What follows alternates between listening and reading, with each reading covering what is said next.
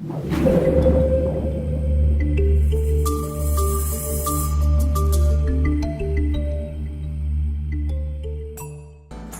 right, 10:30. Good to see everybody today. Let me share something with you before we get into week 2 of Work Matters. In April 2014, our church was just a little over 3 years old. We were meeting at 543 Howard Street between 1st and 2nd. Anybody ever come in that space, 543 Howard?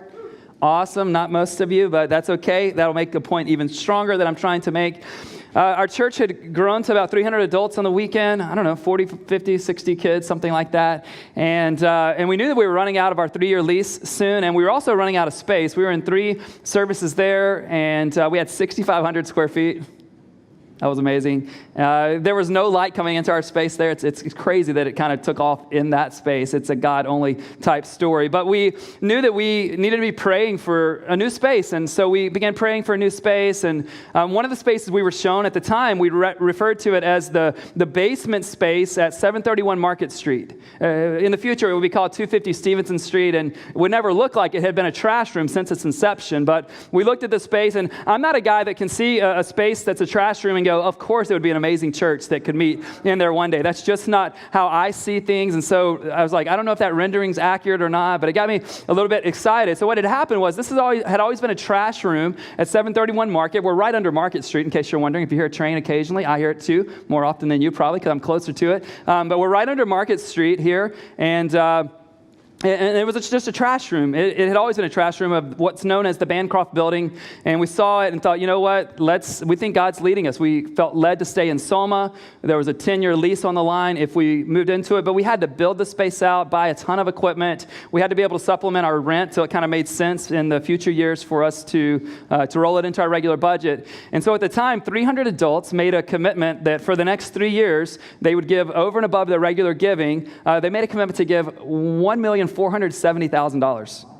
But that's just a commitment, right? I mean, girls, you've seen guys make commitments and not keep those. So we know, like, commitment's one thing, right? But I want to share with you today is the end of the 3-year run. Some of you are like, yes, I'm off the hook. Well, hey, if you haven't been able to fulfill your pledge, we're going to keep it open through the end of the year. But here, what I'm about to tell you is incredible for, I think, a few reasons, 2 primary reasons. One is that we had 300 adults at the time make that kind of collective commitment, which is just a bit insane, to be honest. 300 adults, $1.5 million, essentially. Number 2, we live in an incredibly transient city, which you all know, which means we probably lose 20 to 25% of our congregation every single year. Which means just to break even, we've got to reach a whole lot of new people. And so there are tons of people who made commitments 3 years ago that have had to, for a variety of reasons, not been able to fulfill their commitments and haven't even stayed around. And so I'm thrilled to tell you that at the end of the 3 years, 95% of everything pledged has been given. Yeah. And here's why that's important to every single one of us. For those of us who are part of it, we wanted to pay it forward because what God had done and what we thought he might do if we invited the space for people to walk in. And for the rest of you who first entered exit, and you didn't enter the exit, you entered Epic in this building for the very first time, I want you to know that some people who've moved around the world and other places in the U.S., that even though they aren't here today, before, some of them never even stepped foot in here because they had to move on to places literally around the world, that you get to sit on the back end and you get to sit in the seat because it was paid forward by a group of people. But I know what you're thinking, Ben, I hope I get a chance to do that one day. You will. You will. Just hang around. No, you're like, here it comes. No, we're good. We're good. We're going to breathe a little bit in terms of those kinds of initiatives. But listen, you can still go to college. Your dad's not going to give all the money to the building we buy in 10 years. It's going to be okay. But hey, 2 things I want to do with just one set of applause, just to thank God, because you have to understand this. When we moved into this space, it was a massive faith move for us. If you've ever tried to get any kind of real estate in San Francisco, much less downtown San Francisco, as a church, then you know, I assume none of you had to do that, but then you know exactly it takes a God movement. And here's what was going on in kind of the world's eyes, just so you know. While we were praying and we thought God was moving things around, they wanted to be able to sell this building, and they knew if they had a tenant sign, if they had some dumb tenant, no, I'm kidding, if they had a tenant that would sign on for a 10-year lease, it would increase the sales price of the building But we believe that God was putting that in their minds so that he might give a church a space to expand. And since that's happened, our church has grown to about 600 people on the weekends over the last 3 months, and people's lives have been changed. There are 90 kids and students showing up here. And so would you just thank God and everyone else who served? We still believe the best is yet to come. You can see at 10:30, we're definitely over that 80% rule, but it's fun. 10:30 just works for all of us. That's why I come to the 10:30. It's most convenient to me. We've got a team in Romania serving right now. We've received pictures from them. 11 of them are over there having an amazing time with our partner, Impact Church in Oradea, Romania. And so many fun things happening at Epic. Summer kickoff, online campus. I was looking forward to a break come May, but there's no break. I'm going to have to do something else. Hey, we do want to start a new message today in week 2 of the Work Matters series. And of course, as always, you can track along with the podcast. Today I want to lead off with one question, and here's the question for today. Who are you?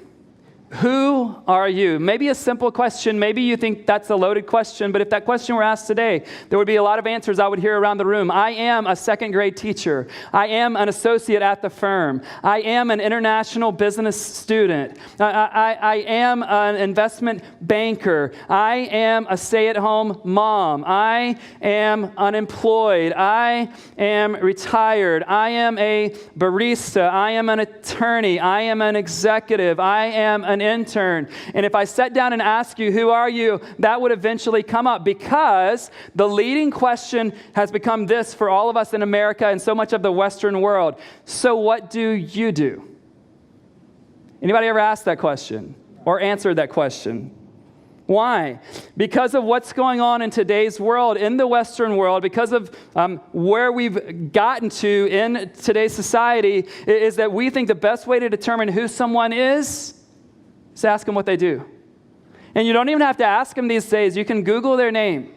You can look at their profiles. You can look at LinkedIn or Facebook or Twitter, and you can begin, so-and-so is a fill in the blank, and that's what we think about other people, and that's what we think about ourselves. I am what I do. I am what I do. So we're asking the question, so what do you do? And depending if you're having a good season, depending if you're employed, if you're happy, if you're winning, you're thrilled to answer that question, because now you know the person across the table from you, like, they're thinking you're awesome. But when you haven't been winning, when you aren't in the ideal job, when you didn't hit your numbers from last quarter, it's a very different kind of lack of confidence where we answer that question. Well, I used to be, right? Not I am. And so we're not asking questions of people to get to know them. We're not asking questions like, hey, what are you like? What do you enjoy? What are the things you value most in your life? We're going, hey, what do you do? And the reason I think that's our leading question is because our work has become our primary identity. The reason the leading question for us is, so what do you do, is because our work has become our primary identity, meaning it is the thing that's giving us our sense of self. It is the thing that's at the core of who we are. When we think about ourselves, we're thinking about mostly in terms of what we've accomplished, who we work for, what's been happening over the last day or quarter or year. And here's what happens when it comes to living out of an identity. We all look to something or someone to tell us who we are, and then we live out of that identity. So whatever that is.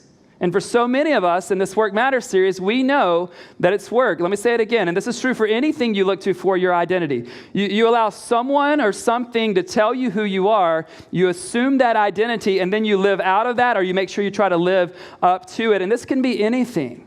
It can be anyone. Who or what are you looking to for your identity? If we look to work for our identity, then who we are on a daily basis is determined by what did you produce today? What have you done over the last quarter? What have you done over the last 12 months? What is your success record? What is your failure record? How are things going? And if we live for that sense, then you know what we have to do all of the time is make a name for ourselves. We have to keep making a name for ourselves so that someone thinks we're significant enough. If my accomplishments, if my achievements or the lack thereof provide my identity, then I've got to make a name for myself not just once, but I have to keep making a name for myself. And when it comes to your name, and I don't mean your surname, I don't mean your nickname, I don't mean your given name, what I mean is that sense of who you are, like at your very core. When it comes to a name, there are two ways you and I get a name. We either make a name for ourselves, or we receive our name from someone or somewhere else. Whatever it is that you've perceived as your core identity, here's how you've gotten or you understand the name that you have for yourself. It is that you're making a name for yourself, or you're receiving a name from someone or somewhere else. So it could be from an industry. It could be from a significant other. It could be from your parents. It could be from someone's thoughts about your status. It could be from your wealth. There are a lot of places we can look. But whatever it is you look to, that becomes the identity you've assumed and therefore that you live out of. But human beings from the very beginning of time have tried to make a name for themselves. Because we believe if I can just make a name for myself, then I will have significance, then I will have value, then I will have worth. And I want to show you almost way back at the beginning where this starts. So if you have a Bible, Genesis 11. If you need a Bible, if you want to track with us, you can raise your hand and our team will get one into your hands and you can follow along. Just keep those hands up. It'll be on the screen. I know all of you have your apps, devices, whatever. Go for it. And as you're listening in the rest of these 25 minutes or so, I want you just to be thinking this question: where do I get my name? Or where do I get my sense of self? Where do I get my identity? And you know it's a Work Matters series. And so we're going to talk about that angle a whole lot. But just where do I get my name? For me today, will my name be given by whether or not I think I did a great teaching this morning? Will my name be given by whether I thought I was an awesome dad while my wife's speaking in Hawaii? True story. It's like, really? I got this assignment. I mean, I love you guys, but I mean, she's in Hawaii.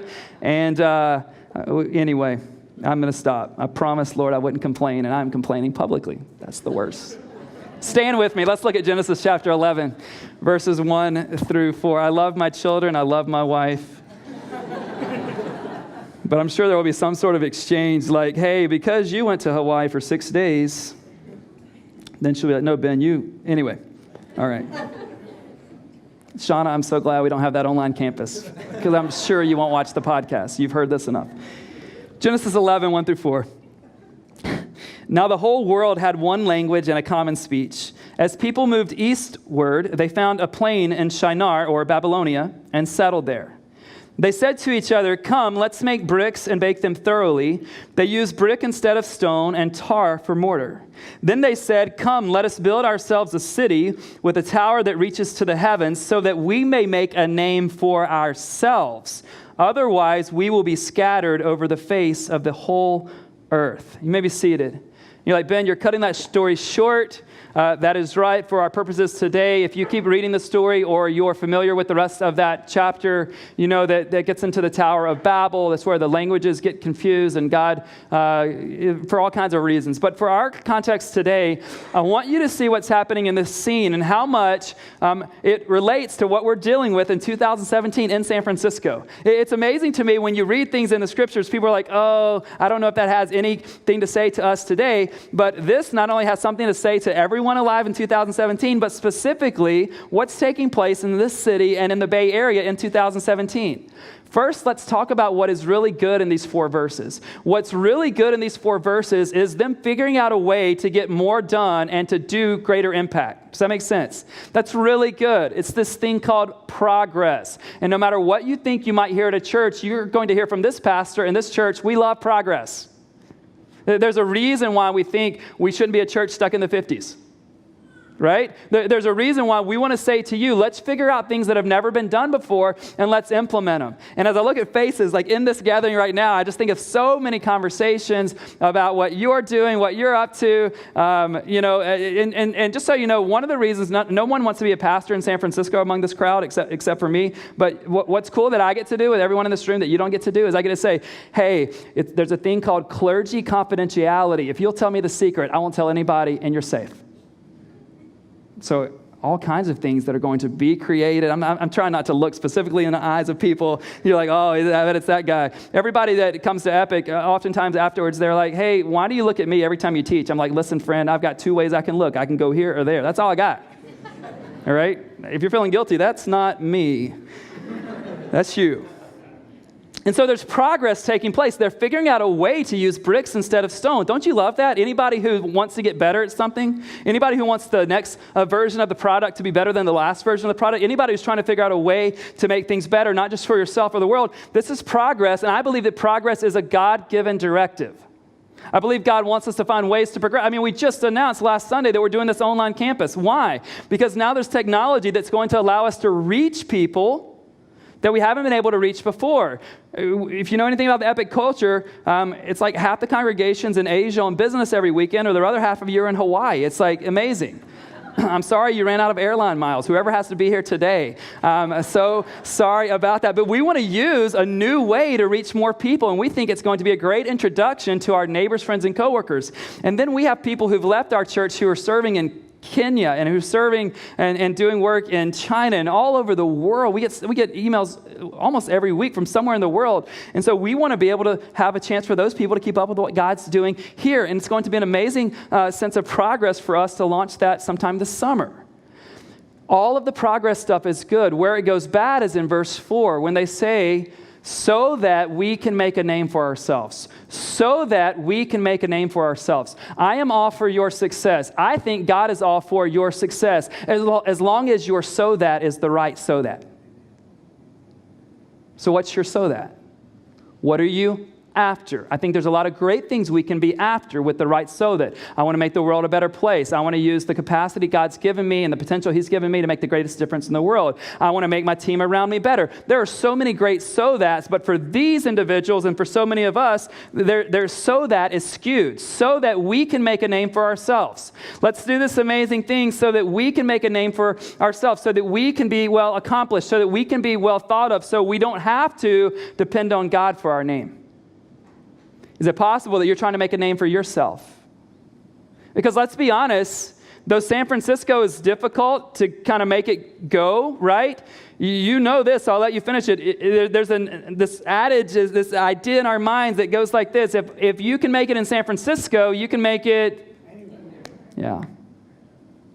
So it's hard to make it here? Anybody? But, if I make it here, and some of you are trying to make it here so you can go back to a much more comfortable place. But if you make it here, all of a sudden, wow, they made it in San Francisco, of course, in Oklahoma and in Iowa and New Jersey and upstate of Washington, we'll be able to make it. If you can make it here, you can make it anywhere. And even for me, it's when we began to figure out where this new church was going to be started, to be honest, we didn't know where. We were looking at a number of cities and metro areas, and someone told us that church starts in San Francisco. It's kind of been a graveyard for church planting over the last 35 years. And so even for us, we go, but if we make it, there's so many temptations around this idea for each of us. You and I forget, and it becomes obvious to me when I travel, maybe when you travel as well, we forget that the rest of our nation isn't like this place. And I mean that we get, if we're not careful, we get this elitist sense about us. And let's be honest, I'm glad I live here. Some of you are like, well, I'm just ready to leave. I'm just making a name for myself. Well, we're going to get to you in a moment. But there can be this elitist mentality because, hey,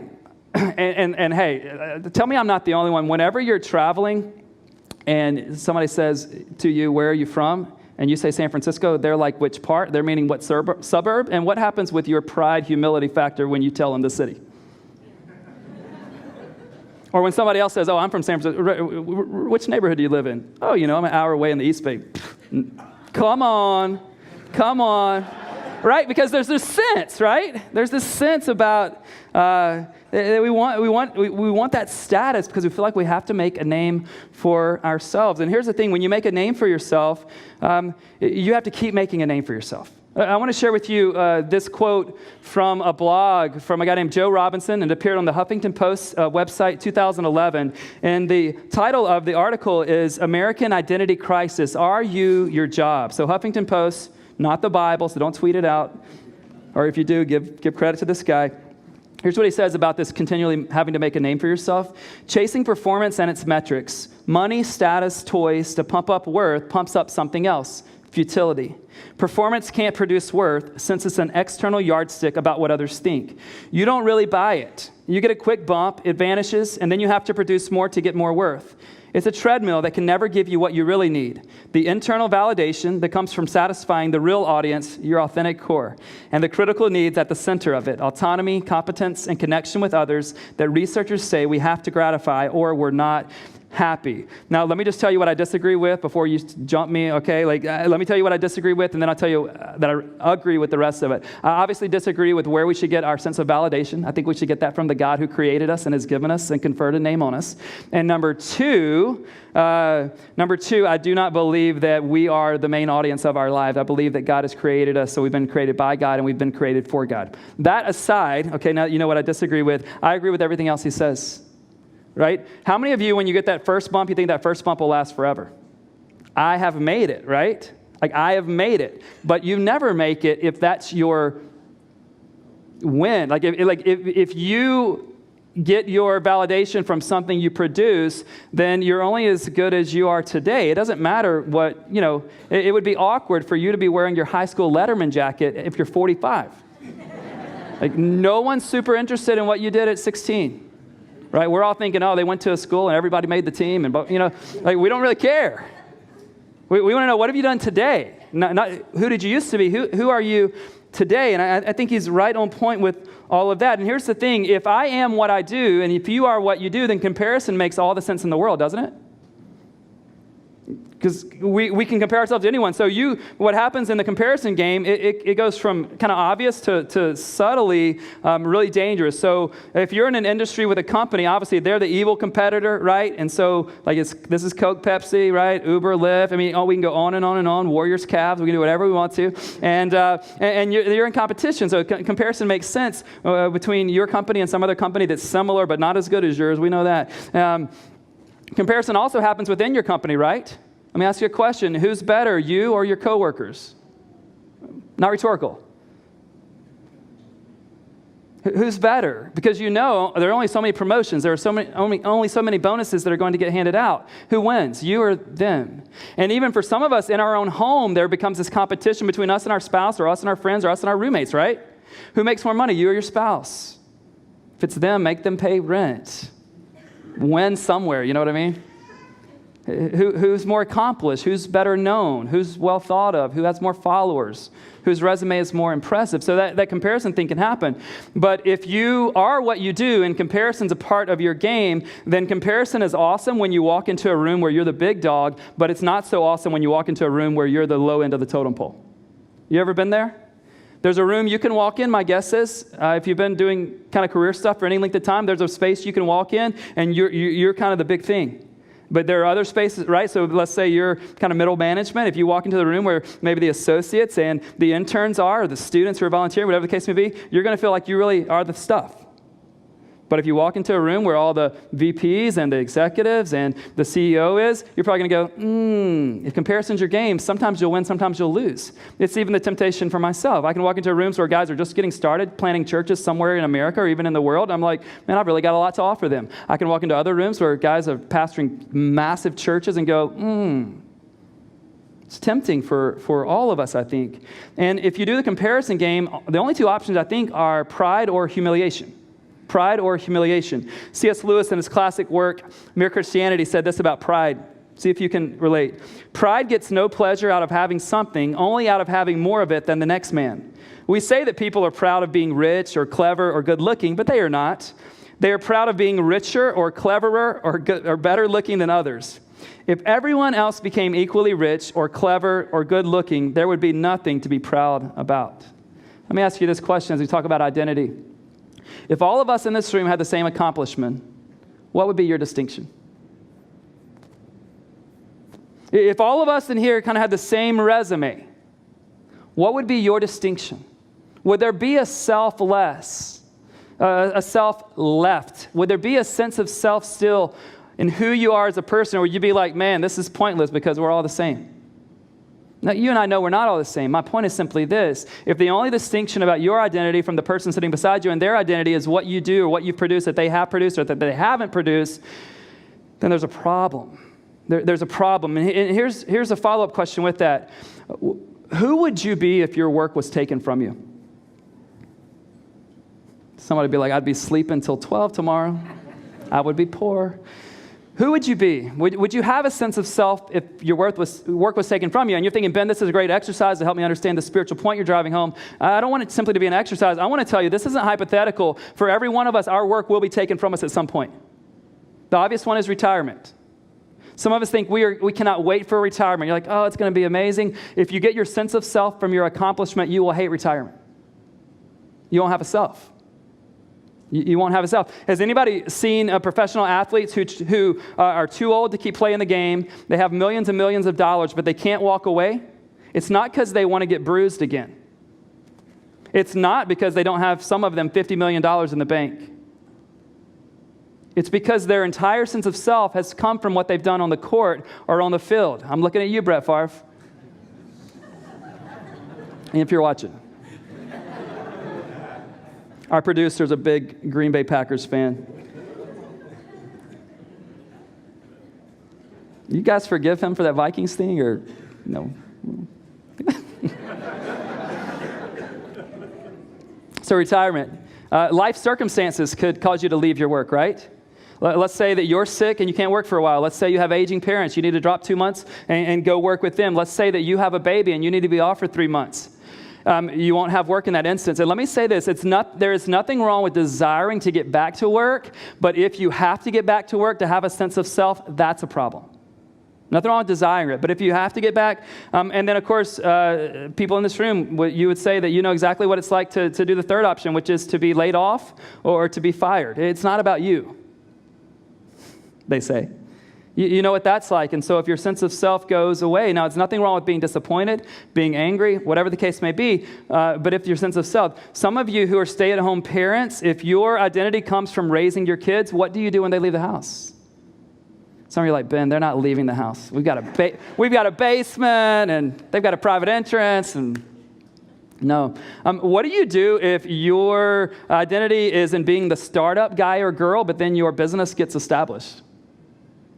That was a tough one for me. It was cool to be a church planner, but to be a boring pastor of a traditional church now, lame. You know what I mean? Just so lame. Right? Because we can get the sense of like, I'm the startup guy. No, you're not. Your business started 12 years ago. You're not a startup guy.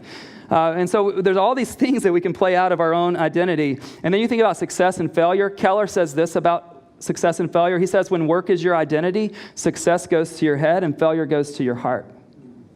So that if you fail, it's not that the project, if your identity comes from your work, if you failed, it's not that just the project failed. It is that you are a failure, sir. You are a failure.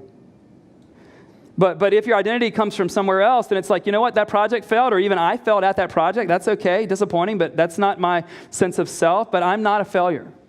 And so how do you work that out? Now I want to show you the classic text on how to receive a name. Just 2 verses. You'll see it on the screen. Matthew chapter 3, 16 and 17. This is taking place at the baptism of Jesus. Yes, the Jesus that you're thinking it is. He's baptized by John the Baptist. And in Matthew 3, 16 and 17, I want you to notice what it looks like to receive a name rather than make a name. Are we safe out there? Everybody okay? As soon as Jesus was baptized, he went up out of the water. At that moment, heaven was open, and he saw the Spirit of God descending like a dove and alighting on him. And a voice from heaven said, "This is my Son whom I love. With him I am well pleased." This is the classic text. This should be a text you and I visit and revisit over and over and over again, especially Matthew chapter 3 and chapter 4. Jesus has conferred a name on him by his Father. This is my Son whom I'm well pleased with. And at this moment, Jesus had done none of his major work that he was sent from heaven to earth to do. He had not resurrected. He had not died on the cross for the sins of the world. He had not performed one miracle. He had not done an amazing teaching of a parable. He had not called his first disciples. As far as we assume, he's done nothing in terms of his mission, and yet he's conferred on him an identity. And that is the identity that his mission was all about giving to you as a son or daughter, to receive a name, not have to go make a name for yourself. God wants to look some of you in the eye this morning and just say to you, listen, I want to be your father. I don't need you to work for me so that you can become a son or daughter. I don't need you to go earn it. I don't care what the industry says about you. I don't care how many followers you have. I don't care what your LinkedIn profile says. I want you to know you're my son, you're my daughter, and there is nothing better. but I'll work for it. You don't have to work for it. Keller says, in every good endeavor, we either get our name, our defining essence, security, worth, and uniqueness from what God has done for us and in us, or we make a name through what we can do for ourselves. You're living under a name. Where did you get it from? Are you making it happen for yourself, or are you receiving it? Are you making it happen for yourself, or are you receiving it? Now imagine, this is on the screen, imagine how much better we would be in our work if we were working out of our identity rather than working for our identity. Because here's the thing, go back and watch the podcast from last week. God is pro-work. God created you to work. We worship, when we work, we're working as an act of worship to God. He has called us to work, but He's not called us to get our sense of self from our work. Imagine that you go to the office tomorrow, not trying to prove yourself, but because you know you're a son or daughter of God, you're going to give your best with less pressure than your colleagues because my identity is not at stake here. I'm going to give my best to honor God, not so that God will call me something that I haven't been called yet. Imagine how that shifts in my mind and your mind. When I show up this week and go, oh man, no, I don't have to be the best leader. I don't have to be the best vision caster. I don't have to do the best thing for my staff. I just need to be who God's called me to be and do what He's called me to do, not for an identity, but because I've been granted one. Shift is massive, though it seems subtle.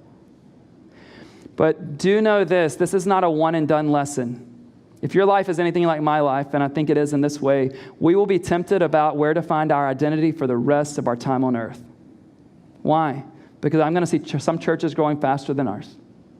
You're going to see some people getting what you want.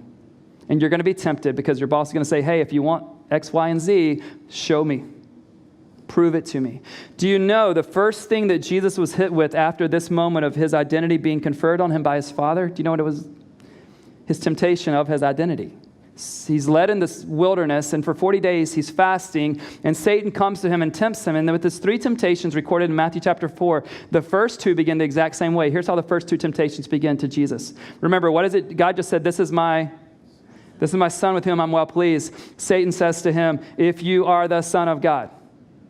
If you are the Son of God. He's just heard it. And the number one thing Satan knows he can still tempt Jesus with is going to be the same thing he's going to tempt you and me with. Ben, if you're really a great pastor, you would do this. You would pray for this long. You would call these people. Your staff would say, you're the most amazing leader you've ever seen. Everyone would go, that's the best sermon ever. They would do that if you're really good. If you're the best software engineer, if you're the best leader, if you're the best student, if you're the best parent, then you would fill in the blank, and you will be tempted, and I will be tempted to prove it the rest of our lives, but you don't have anything to prove. You've been approved of. Which name are you going to live out of? Do you want to keep making a name for yourself? Has that worked, or is it never-ending and exhausting? Do you get it one day only to lose it the next? Or do you want to receive a name that God has given you and live out of that, not live for that? Would you pray with me? My sense in this moment is that God has said quite a few things to quite a few people. And you guys know me, I don't use that vernacular much. And so what is He saying to you? My guess is He's saying to you, you can keep doing it your way, or you can receive it and do it my way. Some of you, you've never been given a name, and so this morning I want to invite you to respond by placing your faith in Jesus, the one who's made it necessary for you to be son, for you to be daughter, and just to say, Jesus, I've tried to make one for myself, but I want to receive one. It won't make you a worse worker, it will make you a better worker, trust me. And those of you who've never been baptized, though you belong to Jesus, even as He identified with God in that way, what if that's your next step? God, you've given us a name, and yet we still want to go, no, God, I will work for my name. I will prove it. I will show the world. I will show you. And God, that's just a never-ending cycle. It never lasts. But could we receive the name that you've given us, Son of God, daughter of God, the forgiven one, the beloved of God? May we live out of that identity. And may we do our work not with that pressure of identity, but just because we want to honor you, we'll do our best. Because we want to use the faculties and capacities you've given us to really worship you and bring you glory during our work on this earth. God, I pray people will be set free from the name they're trying to discover and be given a name that they might receive from you, even in this moment. In your name, Jesus, we pray. Amen. I'm going to ask you to stand. When we recognize that God has conferred a name on us, there's this sense of praise that should flow from us. And so as Brad leads us, we just want to go, God, we're so grateful. We're grateful that we belong to you. We're grateful that you've done for us what we could never do for ourselves. We're grateful that we can set down our efforts of accomplishment and achievement and receive what you achieved for us.